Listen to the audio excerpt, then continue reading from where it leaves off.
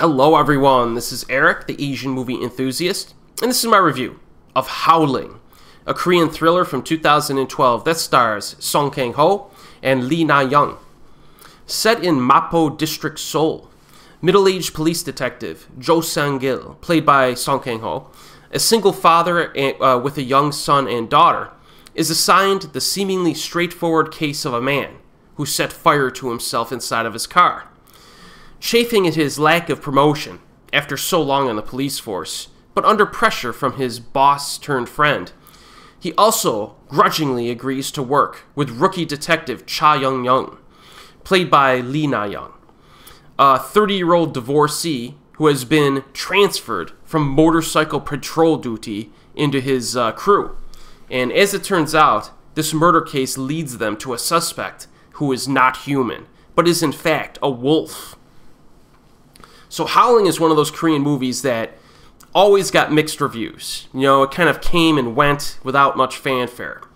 Most interestingly, this was directed by Yoo Ha, who also directed Marriage is a Crazy Thing, Once Upon a Time in High School, A Dirty Carnival, and Gangnam 1970.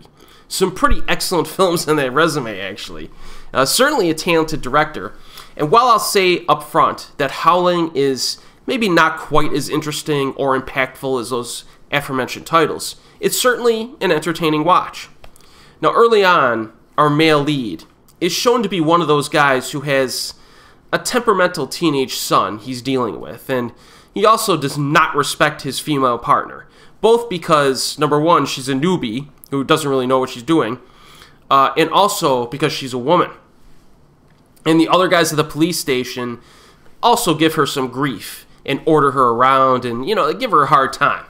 Now, for the most part, the bad treatment that she receives is a mix of newbie hazing and underhanded comments involving women, as well as a few moments of inappropriate romantic advances.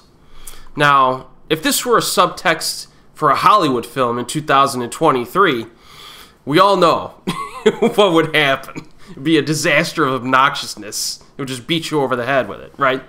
In the case of Howling, though, the interaction is not as cartoonish or preachy as you might expect because of how it's executed. You know, the character interaction is portrayed in a realistic manner, and it's not the main theme of the movie anyways. The focus is primarily on the murder investigation. The sexism that you see is simply a subtext in the film.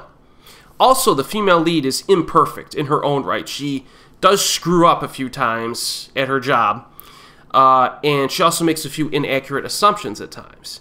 At the same time, however, she consistently backs up her partner, and she's very willing to take his orders because she's new, he has seniority, and more experience. But she also challenges him at times. You know, for example, like Song Kang-ho's character is trying to get a promotion, so he's withholding evidence from his fellow officers, trying to solve the case himself. You know what I mean? And that's dangerous and it's unprofessional, and she calls him out on that a few times. So I think all the characters, well, at least the main characters in this, pretty well balanced. I liked both of them. Now, as I mentioned previously, the primary focus is on this crazy series of murders that's happening that involve a wolf, or possibly a dog. It's like left ambiguous early on. But there are some good scenes of suspense in this. You know, there's some wolf attacks that are effectively filmed. The attacks are vicious. You know, in movies like this, they could have gone full CGI and it would have looked horrible, but they don't really do that here, and I liked it. I thought it was filmed pretty well. The wolf approaches like quietly a lot of the time, and then it strikes and it immediately goes for like the human throat, and it's pretty good. And it also adds a bit. It adds a little bit of creativity to a thriller genre by adding these wolf attacks on top of the typical serial killer investigation plot, which we've seen many times in Korean cinema up to this point.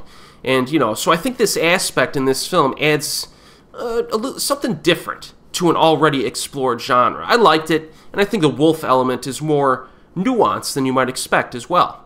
Now, I'm going to warn you to not go into this expecting a horror film. This is not a horror film. It's a murder investigation flick, a thriller. And it's also not a werewolf movie. So I just want to put that up front. There's no werewolves in this, all right? You need to leave that expectation at the door.